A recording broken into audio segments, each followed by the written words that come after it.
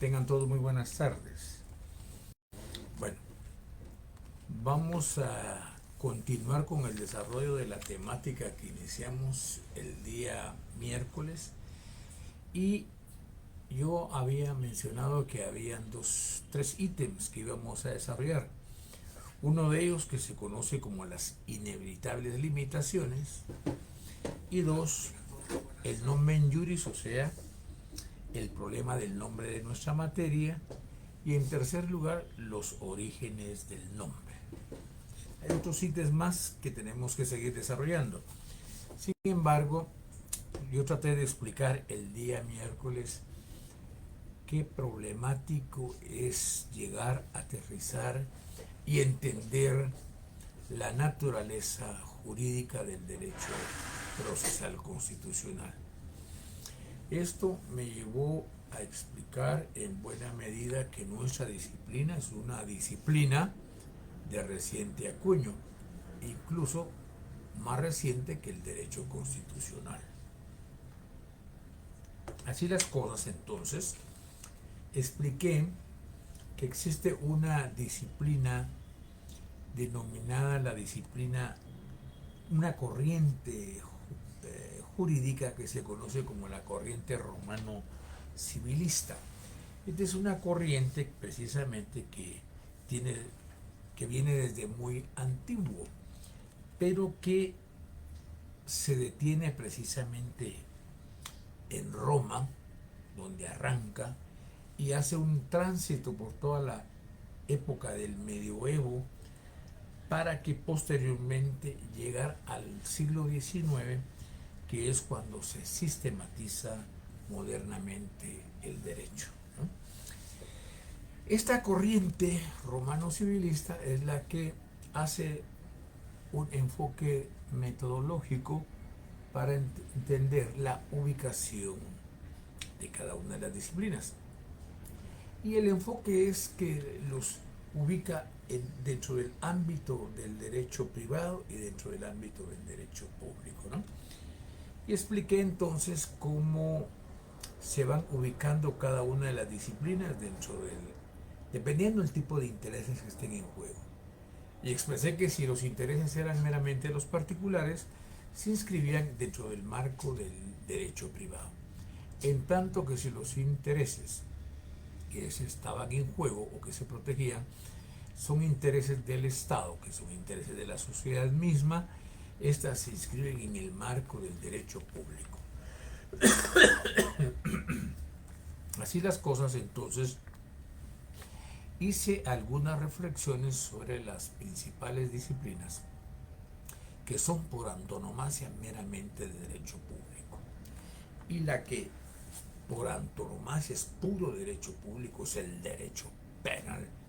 Y dije también que por supuesto se encuentra el derecho laboral, y también finalmente expliqué que nuestra materia, el derecho procesal, se inscribe en el ámbito del derecho público, toda vez que los intereses que están en juego son intereses del Estado, son intereses de la sociedad. Y me remonté a explicar alguna problemática que se está discutiendo en el ámbito del derecho electoral político guatemalteco, y cómo precisamente nuestra disciplina, el derecho procesal constitucional, juega un papel importante dentro de esta materia. Pero para garantizar esos derechos que son reconocidos en la Constitución, esos derechos que son reconocidos en las leyes ordinarias, o bien reconocidos en normas reglamentarias, o bien en tratados o convenciones internacionales aceptados y ratificados por Guatemala, ¿verdad? Para hacerlos valer, pues tenemos que hacer uso de ciertos instrumentos de orden procesal, dentro de los que figuran en lo que ha estado recientemente la acción constitucional de amparo, o bien la denominado también el proceso constitucional de amparo. Hay otros institutos que tienen que ver con el respeto a la Constitución, y dentro de ellos tenemos precisamente el habeas corpus, que va más orientado hacia la protección de la persona humana. Y tenemos también el control constitucional de las leyes, que va orientado a mantener la superlegalidad de nuestra Constitución, ¿verdad? la cual se expresa a través de lo que se conoce como la inconstitucionalidad de leyes a casos concretos y lo que se conoce también como la inconstitucionalidad de leyes, disposiciones o reglamentos, ¿verdad?, que afectan precisamente la Constitución y que tienen vicio de inconstitucionalidad. A través de lo que se conoce entonces como el control constitucional de las leyes, se desarrollan estos dos institutos. Bueno, pues ahí de manera a priori definimos que efectivamente el derecho procesal constitucional es una disciplina que se inscribe dentro del marco del derecho público. Y tomar en cuenta que nuestra disciplina es reciente, los primeros atisbos que se producen son precisamente en Estados Unidos, ya por el año de 1803, y también que se producen en Europa de manera muy puntual en Austria allá por el año de 1919, 1920, que es del siglo pasado, ¿no? Entonces vemos cómo nuestra disciplina es de reciente acuño. Y hoy en buena medida pues tocaremos algunos autores que tienen que ver con el desarrollo de nuestra materia, cómo empezó históricamente a manejarse el nombre del derecho procesal constitucional. Si ustedes podrán observar y colegir, todavía no he definido qué es el derecho procesal constitucional, sino que básicamente estoy meramente en la parte histórica. Bueno, es indiscutible que uno de los problemas frontales que asume nuestra disciplina es el tema del nombre. Y cómo va variando el tema del nombre según los países que van conociendo precisamente de nuestra materia. Esto de conformidad con los autores y esto de conformidad con las distintas tradiciones jurídicas. Los nombres que se han utilizado para nuestra materia no siempre son coincidentes entre sí. Muchas veces son disímiles, van en la misma línea. Y en ese sentido, en primer lugar, vamos a explicar cómo aparece nuestra disciplina en los Estados Unidos. En los Estados Unidos de Norteamérica, la problemática procesal de la Constitución en su parte medular se conoce como Judicial Review, que en el buen sentido de la palabra del español significa revisión judicial.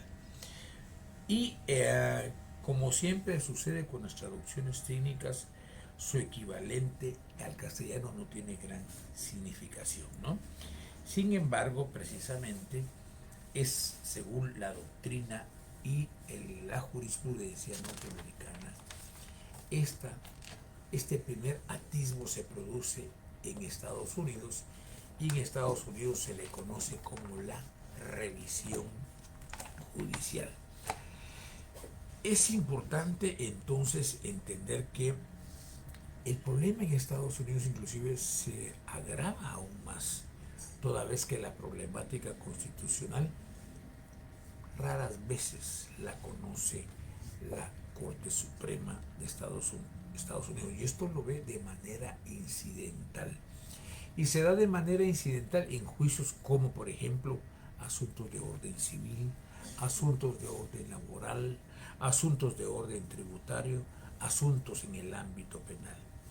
Y desde ese ámbito de ellos, el Tribunal Supremo cuando los estima imprescindibles, precisamente puede hacerse un examen precisamente de la norma si ésta tiene algún vicio de inconstitucionalidad. Ello es así derivada de la especial estructura del derecho sajón, ¿verdad?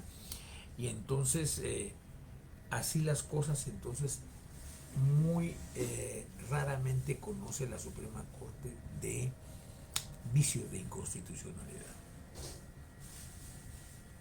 Entonces vemos cómo en los Estados Unidos el nombre de nuestra disciplina se viene originando en la llamada Judicial Review, o sea, la revisión judicial.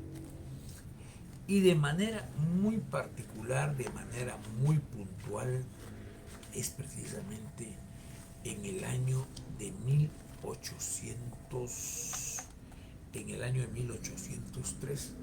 Resulta que en Estados Unidos la Suprema Corte conoce de una controversia constitucional en el llamado caso Marbury versus Madison, en la que el juez John Marshall dicta una sentencia en la que da prevalencia a la Constitución y no a una norma ordinaria. Repito, esto fue en el año de 1803, el célebre caso Marbury versus Madison, dictada por el juez John Marshall ahí en Estados Unidos de Norteamérica. Entonces, el primer atisbo que tenemos en el año 1803 acerca de nuestra materia se conoce como Judicial Review, que ya lo expliqué, y cómo la Suprema Corte de manera incidental conoce de controversias constitucionales en el ámbito civil, en el ámbito laboral y en el ámbito tributario y en el ámbito penal. Bueno, la experiencia norteamericana, si bien es interesante, no nos ayuda mucho en el planteo inicial de nuestra disciplina. Este es un tema que empieza a darse así. Luego, nuestra materia se le empieza a dar algunos nombres, ¿no? Algunos calificativos. Se le denominó originalmente control judicial. También se le denominó defensa de la Constitución. También se le denominó control constitucional, así como justicia constitucional. De estos calificativos, algunos son muy amplios y algunos son muy cortos. Por ejemplo, el control constitucional o defensa de la Constitución, ¿verdad? Que estos, y hay otros como por ejemplo que pueden ser muy estrechos, que son como el control judicial de la constitucionalidad. Y más bien recientemente, el calificativo de justicia constitucional y jurisdicción constitucional son los que más se han expandido rápidamente, al grado de que en algunas universidades, quiero contarles que fue Universidad de San Carlos de Guatemala, donde originalmente, sobre todo en nuestra facultad, que se le dio el nombre a nuestra disciplina de Derecho Procesal Constitucional. Pero en otras universidades que empezaron a manejar la temática constitucional, al curso le denominaban jurisdicción constitucional. Estos conceptos, así era como se conocía originalmente en nuestra materia, como justicia constitucional, como jurisdicción constitucional, y estos conceptos se veían como conceptos equivalentes, ¿verdad? Que tenían un mismo sentido, ¿no? Y estos conceptos de jurisdicción constitucional y justicia constitucional se tomaban sobre la base que, por ejemplo, todos los asuntos que se conocen en materia civil son conocidos como justicia civil, y si son asuntos de orden penal, que son los más preponderantes, se les conoce como justicia penal. Así, en esa línea entonces se ha utilizado la expresión de justicia constitucional. En igual sentido también el calificativo de jurisdicción constitucional, que coexisten ampliamente.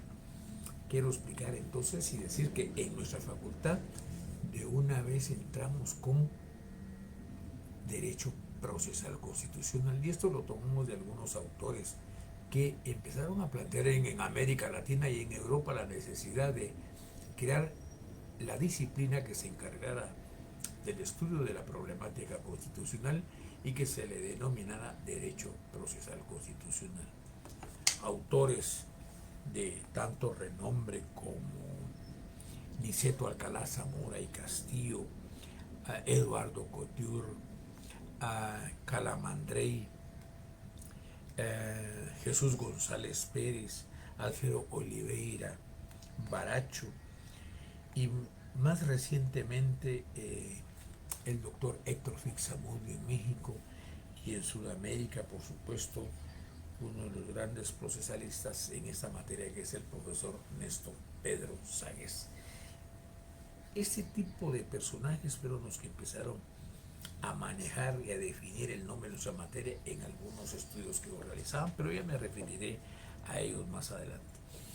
Vale la pena entonces decir que el nombre de nuestra materia fue cobrando algún nivel de importancia y se fue desarrollando en algunos congresos, en numerosas publicaciones, incluso en revistas especializadas, en libros y revistas, en mesas redondas, etcétera. Que las expresiones que más tuvieron uso en esas discusiones, en esas mesas redondas, en esas publicaciones, en esos libros y en esas revistas, fueron los calificativos de jurisdicción constitucional y defensa de la Constitución, tomadas generalmente como sinónimos. Pero es indiscutible, es loable indicar que hablar de justicia o de jurisdicción constitucional, por la gravitación precisamente de ambos conceptos, se va a tener que teorizar acerca del contenido de nuestra materia a lo largo de ese proceso, ¿verdad?, que conduce inevitablemente a un planteamiento mucho más amplio, abarcados, y que da sentido a toda esa actividad. Puede decirse entonces que el derecho procesal constitucional y el concepto de la defensa de la Constitución, ¿verdad?, así como precisamente la aparición de nuestra disciplina, del derecho procesal propiamente dicho, remata precisamente el edificio del moderno derecho constitucional, al grado que se llegue a decir entonces que el derecho constitucional viene a ser como la parte sustantiva y que el derecho procesal constitucional viene a ser la parte adjetiva o procesal, ¿verdad? Este concepto, esto se construye en el derecho constitucional desde hace más de 70 años, es decir, entonces que nuestra materia se empieza a manejar en el llamado periodo de las entreguerras, o sea, entre la Primera y la Segunda Guerra Mundial, ¿no? En esa etapa histórica es donde empieza a manejarse el concepto de justicia constitucional y jurisdicción constitucional, en el llamado periodo de las entreguerras. Bueno, así las cosas, el ejemplo que yo ponía, si el derecho civil no puede realizarse ni complementarse si no es con el derecho procesal civil, de igual forma, digamos, con el derecho penal, que este no puede complementarse si no es a través del derecho procesal penal, de la misma manera es el derecho procesal constitucional, que sirve de cierre precisamente al edificio moderno del constitucionalismo, ¿no? Entonces el constitucionalismo viene a ser como la parte sustantiva y el derecho procesal constitucional viene a ser la parte adjetiva o procesal. Pudiéramos decir entonces que algunos autores han considerado que nuestra disciplina procesal todavía está en ciernes, o sea, está en proceso de formación. Algunos autores. Hay dudas sobre su alcance, sobre su contenido y hasta de su utilidad. Y precisamente en el desarrollo de nuestra asignatura iremos precisamente apuntalando a establecer las necesidades y su vigor como una materia importante dentro de la estructura y todo el endamiaje jurídico de todo país. Entonces, así las cosas, podríamos originalmente aceptar la expresión de derecho procesal constitucional sin mayores cargos ni precisiones, ¿no? Entonces, y entendida el derecho procesal constitucional de manera a priori como ese conjunto de dispositivos que están orientados precisamente a generar un resguardo del orden constitucional, ¿verdad? O bien cuando ésta se pueda poner en peligro, ¿no? Conjunto de dispositivos de orden procesal que nos sirven para mantener la vigencia del derecho constitucional. Esto es de manera a priori. Bueno, estamos viendo cómo se empezó a manejar precisamente el problema del nombre de nuestra materia. Hago una breve semblanza. Uno, en Estados Unidos se conoció como Judicial Review, recibió otros calificativos como control judicial, defensa de la Constitución, control constitucional, justicia constitucional. Algunos conceptos muy restringidos y otros muy amplios, ¿no? Y luego se va indicando que posteriormente los conceptos que mayor trascendencia fueron expandiéndose fue el de jurisdicción constitucional y el de justicia constitucional, ¿no?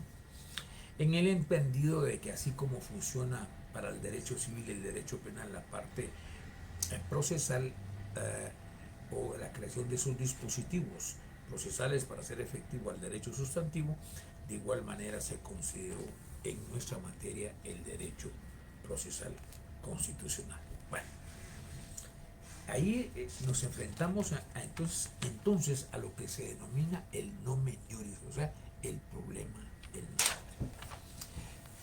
Y luego viene lo que se conoce como los orígenes del nombre. ¿Qué autores fueron los que empezaron a manejar el nombre de nuestra materia? Ya indiqué, tenemos a Aniceto Alcalá Zamora y Castillo, tenemos a Eduardo Couture, tenemos a Héctor Fixamudio, tenemos a Calamandrei, tenemos a Alfredo de Oliveira Maracho, en Argentina tenemos al profesor Néstor Pedro Sagués. ¿Y cómo empieza a producirse el nombre entonces ya de nuestra materia? Los orígenes. Esta locución de derecho procesal constitucional, sin duda lo más probable es que es una frase que es propia del periodo europeo llamado de las entreguerras y seguramente factura de algún procesalista, ¿no? Entonces seguimos insistiendo que el surgimiento del nombre de nuestra materia surge precisamente, sin duda, que es propio de algún procesalista allá en Europa en el llamado periodo de las entreguerras, ¿no? Entre la Primera y la Segunda Guerra Mundial. Pero hablemos entonces de Niceto Alcalá Zamora y Castillo. Niceto Alcalá Zamora y Castillo se cree que él fue que a él se le atribuye en el mundo hispánico precisamente el manejo del concepto de derecho procesal constitucional y cómo él contribuyó a divulgarlo por todos los pueblos de origen español. Repito, se considera entonces que Niceto Alcalá Zamora y Castillo es uno de los primeros autores de habla hispana que empieza a manejar el nombre de derecho procesal constitucional y que él precisamente lo expandió en el mundo hispánico. ¿Y cómo lo hizo él? Bueno, lo hizo en algunas conferencias, lo hizo en algunos artículos que él dictó allá por los años 30. Y así está establecido, por ejemplo, en unos ensayos que él realizó de derecho procesal en España desde el advenimiento de la República allá al comienzo de la guerra de 1938. Y él analizó precisamente el significado y funciones del Tribunal de Garantía Constitucional de 1933. Estos estudios que hizo precisamente Niceto Alcalá Zamora y Castillo quedaron reunidos en un libro que él denominó Ensayos de Derecho Procesal Civil, Penal y Constitucional. Y así Zamora y Castillo también lo hizo en otro libro muy importantísimo que él hizo, que se utiliza esa expresión en el libro que él intituló Proceso, Autocomposición y Defensa, ¿no? Es ahí donde él empezó a manejar el concepto de derecho procesal constitucional. Ahora hablemos de Eduardo Couture. Couture, el célebre procesalista sudamericano que fincó el concepto e indicó que jurista o abogado que lee menos cada día es menos abogado. Couture precisamente hace algunos estudios y lo publica ciertamente en una obra que se reúne en diversos ensayos bajo el título genérico que él denominó Estudios de Derecho Procesal Civil, en 3 tomos, ¿verdad? Y en el primer tomo hay 3 estudios relacionados precisamente con la problemática constitucional que el autor une en una sola sección bajo el título de Casos de Derecho Procesal Constitucional. Más tarde tenemos precisamente al gran jurista mexicano, el profesor Héctor Fixamudio, ex magistrado de la Corte Interamericana de Derechos Humanos, ¿verdad? El profesor Héctor Fixamudio fue uno de los grandes ponentes en exaltar la existencia y autonomía del derecho procesal constitucional. Y el profesor Héctor Fixamudio lo empieza a manejar al analizar una obra de Pietro Calamandrei que él denomina la aportación de Pietro Calamandrei al derecho procesal constitucional. Y asimismo este nombre aparece en uno de los capítulos del libro intitulado El juicio de amparo. Bueno, esto es en México, y en el Perú tenemos a uno de los grandes procesalistas también allá en Perú, y se empieza a hablar acerca del nombre de nuestra materia a través de una obra que se intitula El habeas corpus, ¿verdad? Y así como la jurisdicción constitucional en el Perú, ¿verdad? Y en España precisamente uno de los grandes autores que empieza a manejar el concepto de derecho procesal constitucional es Jesús González Pérez, ¿verdad? Y esto lo hace él precisamente convertirse en uno de los pioneros en manejar este concepto en España también. Y así se puede hablar de otros países europeos, y especialmente en Alemania, Australia e Italia, ¿no?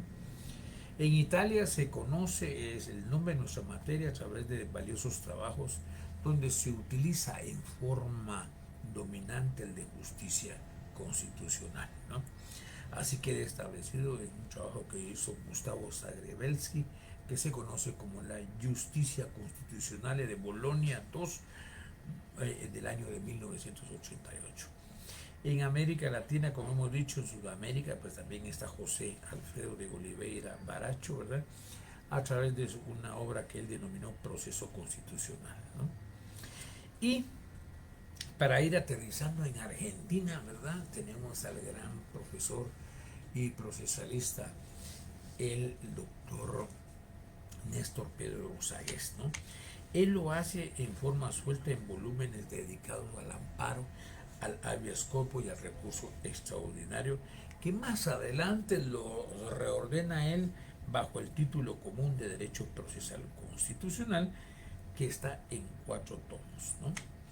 Y así se han sucedido en los congresos, en los foros, en los seminarios, en las cátedras, adicionalmente en la literatura sobre la materia, tanto en América Latina como en Europa. Crece en forma incontrolada.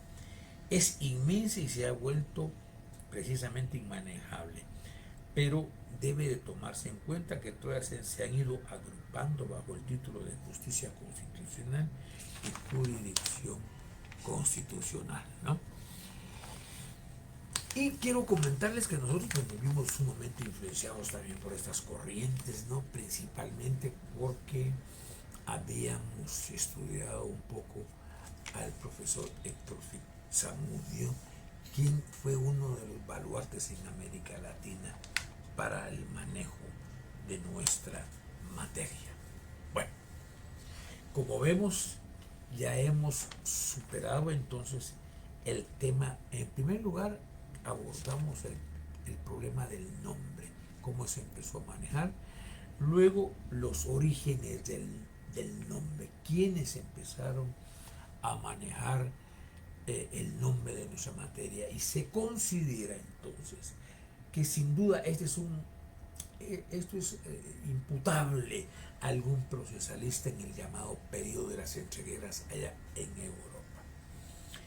Y así empezamos entonces a hablar, ya lo dije, sin una remembranza, de Niceto Alcalá Zamora y Castillo, quien hace la expansión en el ámbito hispánico el nombre de nuestra materia, y cómo lo hizo a través de las obras que él publicó.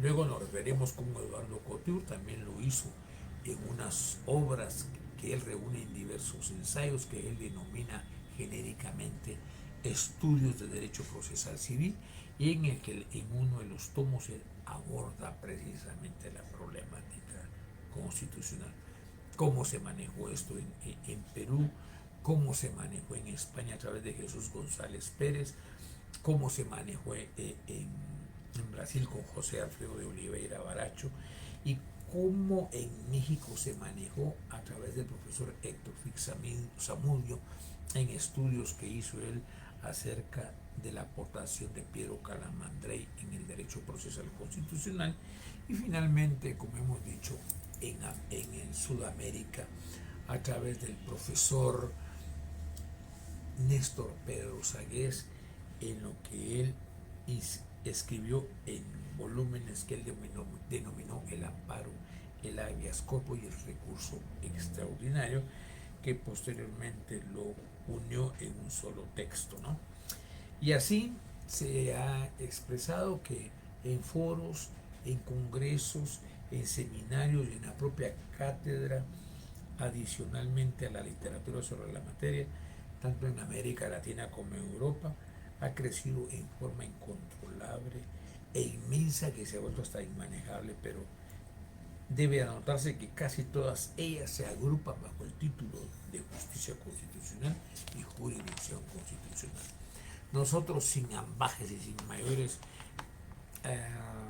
objeciones, aceptamos el nombre de derecho procesal constitucional como aquella disciplina de carácter público que tiene a su cargo la generación de los distintos mecanismos y dispositivos para hacer efectiva la normativa constitucional. Bueno, entonces ahora tratemos de explicar en qué periodo precisamente se empieza también a manejar el concepto de justicia y jurisdicción constitucional como sinónimos. Estos fueron manejados por Hans Kelsen, ¿no? Y Hans Kelsen lo hizo en aquella época en un texto que él denominó La jurisdicción de la Constitución, allá por el año de 1928, ¿no?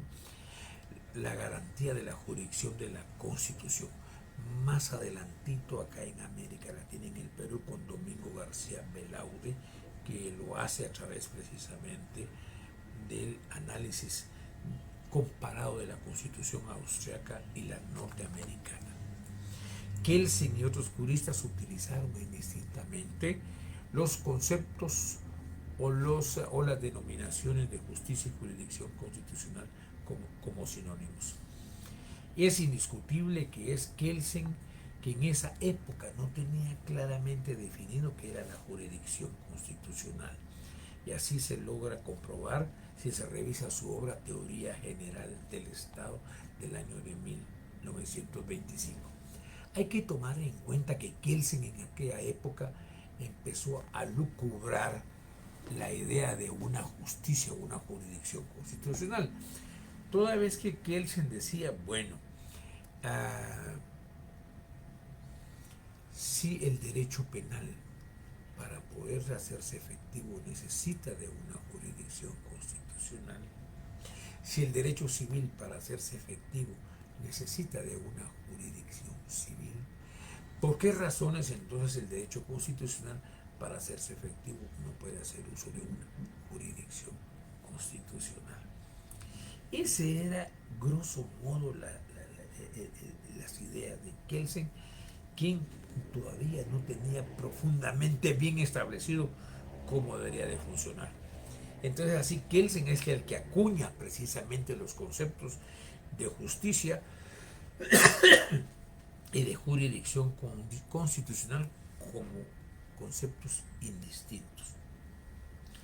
Jamás se pensó que justicia hiciese referencia a valores.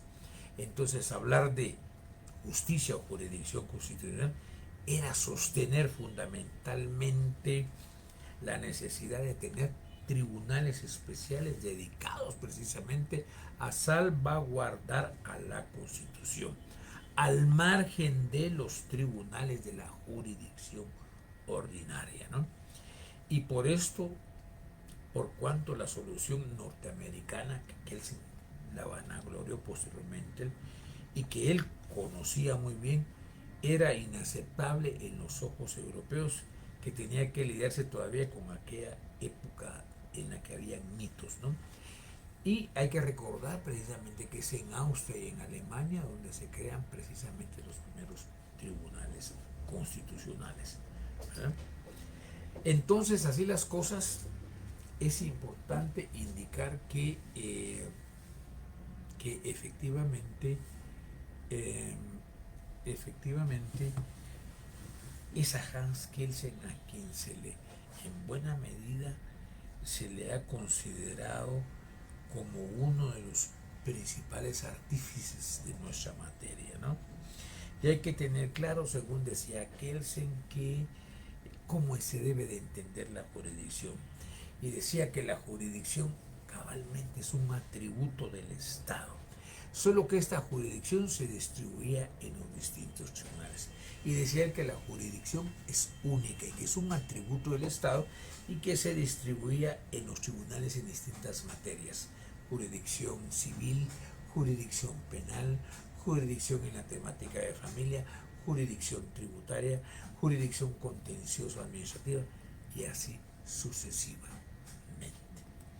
Así las cosas, entonces, por fin, quien reconoce que es el padre putativo de nuestra disciplina, según Niceto Alcalá, Zamora y Castillo, señala que es a Hans Kelsen a quien debemos de reputar como fundador de nuestra rama procesal, o sea, el derecho procesal constitucional, ya que fue Hans Kelsen quien teorizó e hizo realidad que una jurisdicción constitucional autónoma funcionara, se instalara y fuera eficiente y eficaz.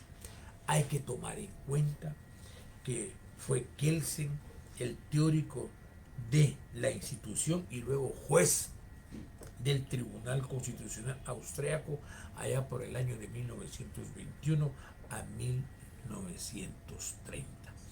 Entonces, es indudable que hablar de jurisdicción constitucional, si bien el nombre es limitado, más bien queremos ampliarnos a denominarle derecho procesal constitucional, ¿verdad? Que como hemos dicho y explicamos cómo funciona la jurisdicción civil y cómo funciona la jurisdicción penal, ¿verdad? Entonces, concluiríamos por ahí el día de hoy nuestra materia, ¿verdad? Y esperaría continuar con el próximo día lunes, que hablaré acerca de definir si el derecho procesal constitucional o es constitucional o se inscribe en el ámbito procesal o es meramente mixto. Hablaremos de las corrientes que hay sobre este punto para el día lunes, y también definiremos claramente los conceptos de acción, jurisdicción y proceso. Así que voy a revisar aquí en mi WhatsApp si no se me formuló algún tipo de pregunta. Entiendo que no. Bueno, les deseo feliz tarde y muchas gracias.